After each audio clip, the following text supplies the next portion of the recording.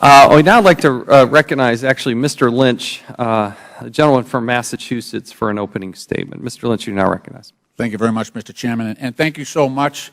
I had written a letter some time ago. I know we had a full schedule on this committee, but I want to look at confidential informants. So I really am truly thankful for your willingness to take up this issue. It's an important one, and not just for the DEA, but for Department of Justice in general. So I have some legislation. We went through this quite a bit in the city of Boston in the investigation of organized crime in the Boston office of the FBI.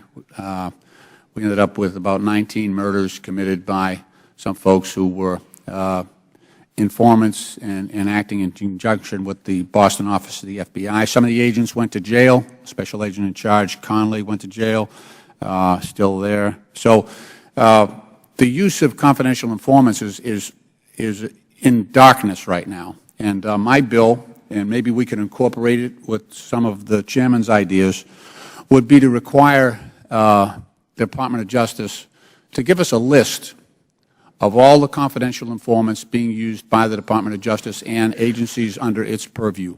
So it would not only be DEA, it would also be the FBI.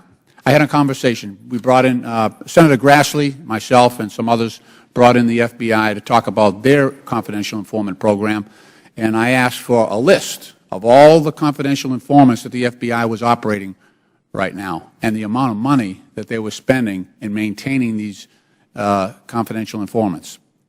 And the special agent in charge who came in to talk to us, his jaw dropped, and he said, "Sir, that would be thousands and thousands of reports." So all that money and all that activity out there, and you've got confidential informants that are committing serious crimes. In our case, we had, as I said before, we had 19 murders, and that's not all. They've got a situation down in New York and also another situation in New England that we've got confidential informants out there that are committing major crimes against innocent citizens while they're under the protection of the FBI. So we need to blow the lid off this, and we need to know what the taxpayer, and this is all happening sub rosa. There's not a whole lot going on here. There's some guidelines. Janet Reno, former Attorney General, God bless her, has some guidelines for confidential informants. Those are being ignored, at least in the cases that we've looked at. So I think this is an area where Republicans and Democrats can work together. I really do.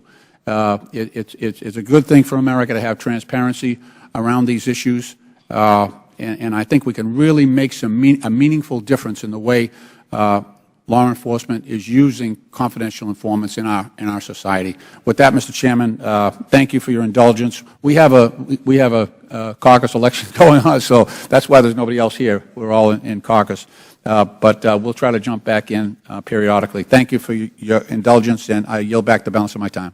I thank the gentleman. We'll hold the record open for 5 legislative days for any members who would like to submit a written statement.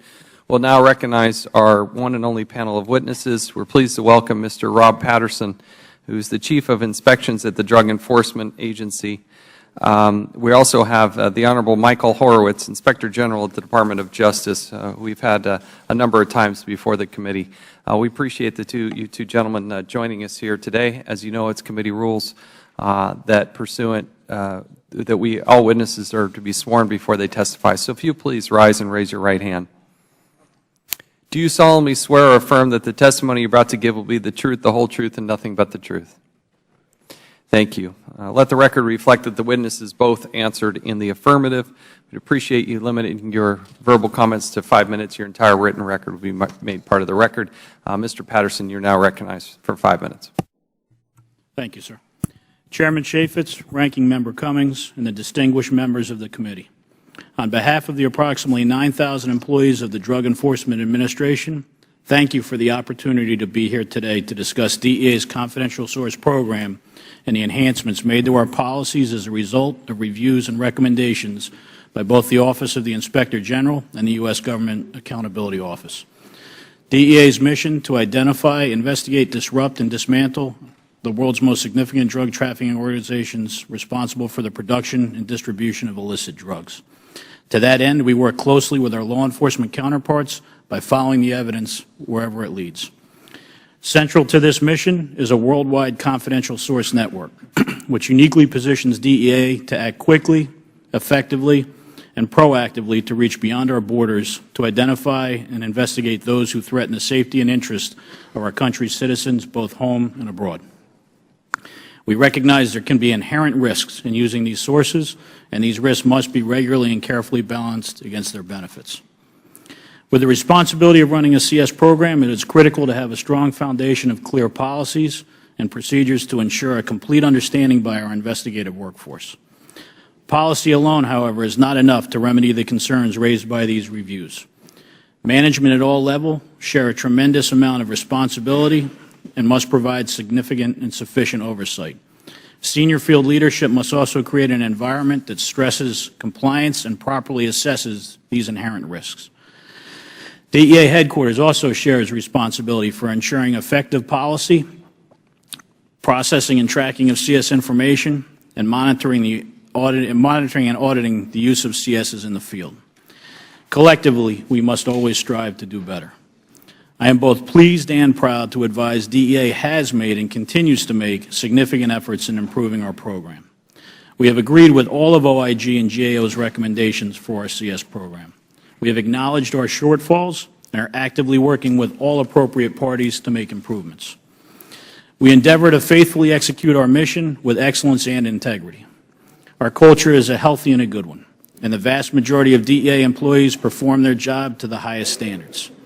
Under Acting Administrator Rosenberg's leadership, we have made tremendous strides in the manner in which we effectively and transparently address these issues and concerns about the conduct of our employees and the manner in which we carry out our mission. One of the largest hurdles that hindered DEA from that goal prior to his arrival was a lack of staffing in key leadership positions. This created a vacuum of senior leadership and fostered a culture of acting leaders. Among these vacant positions were the Chief Inspector, the Deputy Chief Inspectors in the Office of Professional Responsibility, the Office of Inspections, and Security Programs, which collectively made up the entire leadership of DEA's Inspection Division. These positions, along with other DEA SES positions, have since been filled. I note the Inspections Division leadership because the Office of Inspections plays a key role in ensuring the requirements of the CS program are carried out in accordance with established policy and procedure.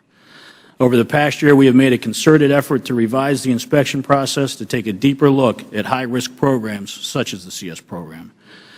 These changes range from modifications as basic as the revision of inspection checklists to the more robust review of CS documentation to ensure the proper use, approvals, and sound justifications for payments. The Office of Inspections also works closely with DEA's new Office of Compliance, which was established earlier this year. The Office of Compliance includes a policy administration section, which is currently reviewing all of DEA's policy manuals, working with our chief counsel and program offices, as well as fellow law enforcement agencies to review and revise existing policies governing DEA's operations. Finally, where misconduct is alleged, those instances must be thoroughly investigated.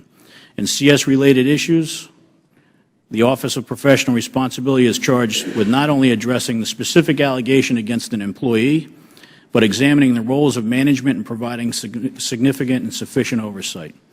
OPR conducts these investigations in close coordination with and in deference to the OIG. As appropriate where the managers have failed in their duties and properly not supervising their employees or have failed to ensure the necessary oversight in program areas, they are being held accountable. The DEA has always been committed to serving the public and fulfilling our mission. We're very proud of our accomplishments.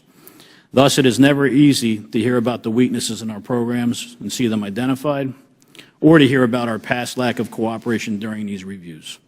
The current administration has worked diligently to address policy gaps and programmatic shortcomings, fill leadership positions, implemented new training, and placed increased emphasis on our leaders for greater oversight.